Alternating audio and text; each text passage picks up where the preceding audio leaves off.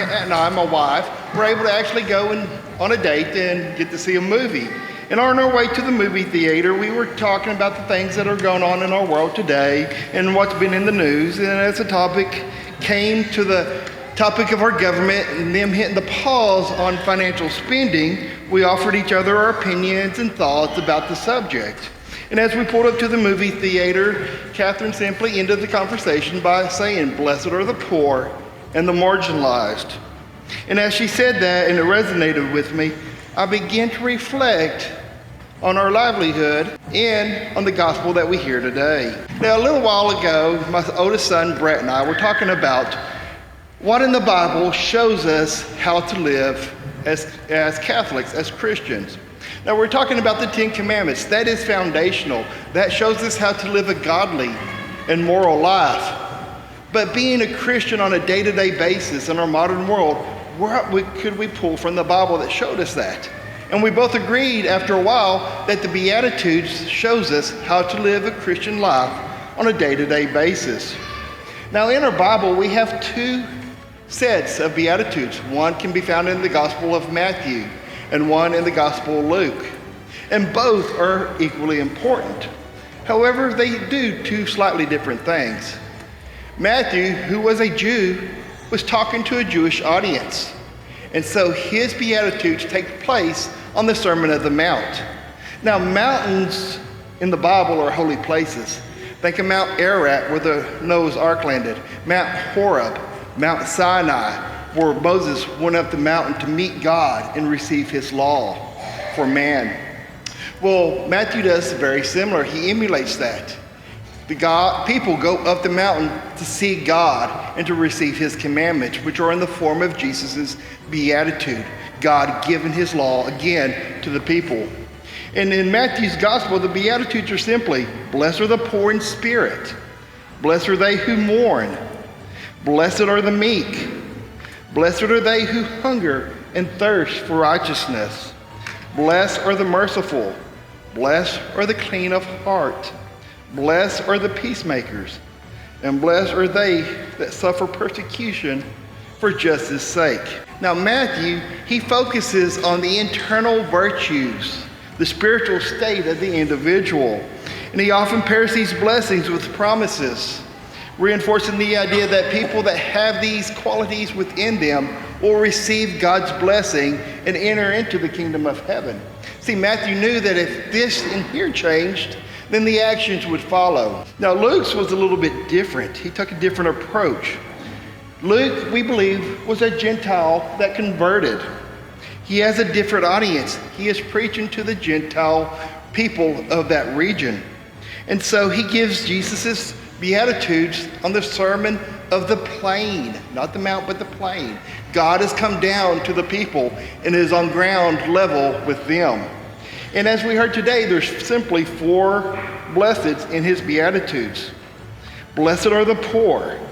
Blessed are those who hunger now. Blessed are those who weep now.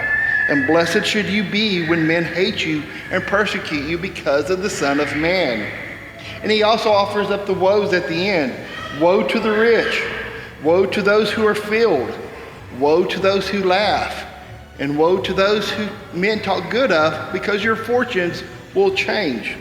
You see, Luke, he was living the Beatitudes. He was in the midst of the people himself. He saw the suffering.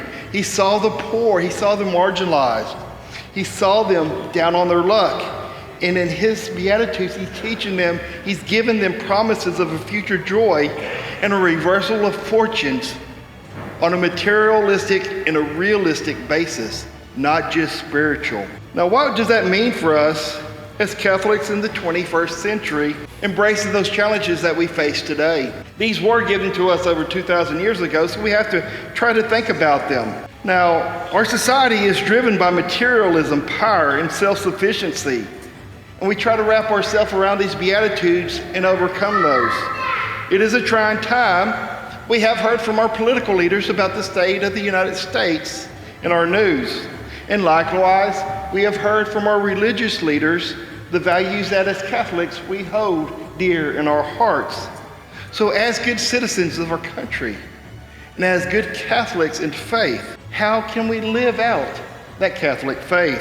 Let's take a look at the Beatitudes in a sense of today's light. There's no doubt that we have to advocate for the poor and the marginalized. The church teaches a preferential option for the poor, a commitment from us to care for them, not just through charity, but advocating for justice and for peace. The Beatitudes remind us that God does not forget the poor. They are his children, and we are called to be his hands and feet to advocate for them. In practical terms, this means that we have to support those policies such as fair wages, affordable health care, and programs that don't give handouts but uplift the marginalized. Things have to change, and that change, it does begin with us. As Catholics, we have to detach ourselves from mere materialistic worth and value and self-centered living. The woes in Luke's Beatitude serves us as a warning to do away with that. Quit placing our securities in riches, pleasures, and worldly approval and put them in God. Catholics are called to be stewards of what God gives us. Those gifts and talents that he places within us, we are called to do the best that we can with them to help build up his kingdom. This can mean that we live a more simple life, prioritize generosity, and being mindful of how commercialism, consumerism shapes our hearts if we allow it to. We also must remember that we have to embrace suffering as part of discipleship. Jesus does bless those who hunger, those who weep, and those who are persecuted. Not because suffering is good. No, he does it because it allows us to align with him. It allows us to move closer to his will. Modern Catholics have not faced physical persecutions in recent years, but nonetheless, when we go out into our communities, we do face pushback when we go out and stand for life, for justice for all, and for moral truth to permeate through everything that we do. And we are called to bear witness to Christ courageously, even when that means that it might be unpopular or countercultural to what we're taught. And finally, we have to seek joy and fulfillment in God, not that worldly approval. The world that we live in does glorify success. It glorifies status and pleasure. But the Beatitude redefines what true happiness is. True happiness is not things. It is not the world.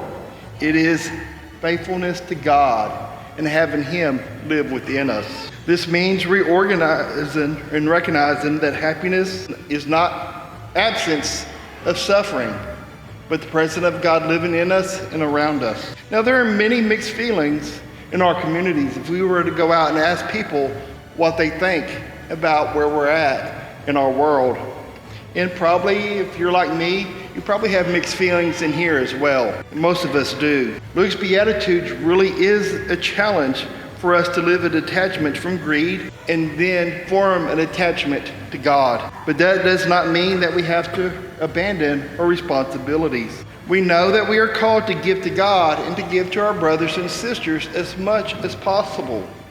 But we're also called to be good stewards of the many gifts that God bestows on us as Christians, as his children. And so, as Catholics in today's world, we are challenged. We are challenged to give generously, but we have to manage our resources wisely.